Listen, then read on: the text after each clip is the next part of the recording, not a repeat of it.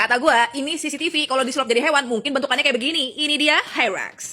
Mungkin di sini kita kenalnya sama nama awak-awak kali ya. Nah, jadi si Hyrax ini kan paling banyak ditemukan di Timur Tengah sama di Afrika. Nah, salah satu yang bikin si Hyrax ini terkenal karena suaranya kan cempreng ya. Meskipun agak bikin pengang kuping ya kalau denger, tapi itu cara si Hyrax itu untuk komunikasi dengan para koloninya. Tapi yang bikin gue agak heran ya sama si Hyrax ini adalah karena dari silsilah keluarganya. Agak-agak bingung juga gue. Jadi gini, si Hyrax itu kan kalau kita lihat kan bentukannya kayak blasteran buntelan marmut sama kelinci kan. Tapi ternyata dia masih saudaraan sama gajah, dugong, sama manatee alias Shopee Olir. Ini kita bahas silsilah keluarganya. Anjim, gue paling sebel bahas silsilah keluarga asli dah. Ini gue ngambil di internet, gue munculin aja gambarannya jadi biar kalian ada gambaran sedikit. Jadi awal mulanya ini kita bahas dari hewan-hewan purba yang termasuk dalam golongan Afrotheria. Nah, dari si Afrotheria itu kebagi lagi jadi dua geng. Yang geng pertama itu disebut dengan Afroinsectivilia. Dan geng yang kedua bisa kita sebut dengan Paenungulata. Nah, tapi di sini kita fokusnya ke geng yang kedua ya, yang si Paenungulata.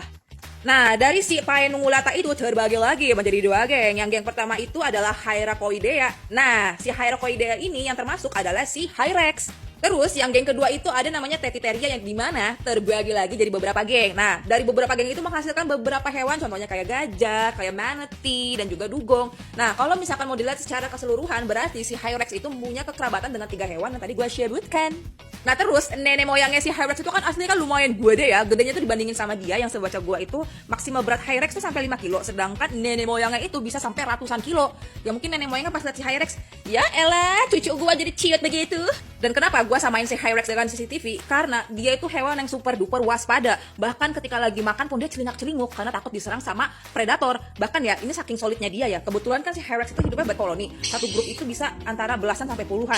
Nah, setiap ada beberapa teman yang lagi makan, ada beberapa Hyrax juga yang bakal memantau sekitar buat mastiin kalau teman-temannya makan dalam keadaan aman. Dan ada satu hal unik dari Hyrax ini adalah ada beberapa brand yang ternyata gunain salah satu bagian dari Hyrax sebagai top notes parfum mereka. Dan harganya katanya lumayan mehong. Nah, coba lu cari tuh brandnya tuh apa. Tapi bukan bagian badannya Hyrax ya, tapi bagian dari urin dan feses yang udah mengendap lama di bebatuan. Jadinya kayak diambil apanya ya, endapannya. Dan ternyata katanya hasil dari endapannya itu bisa ngasih top notes di parfum itu kayak aroma smoky and earthy.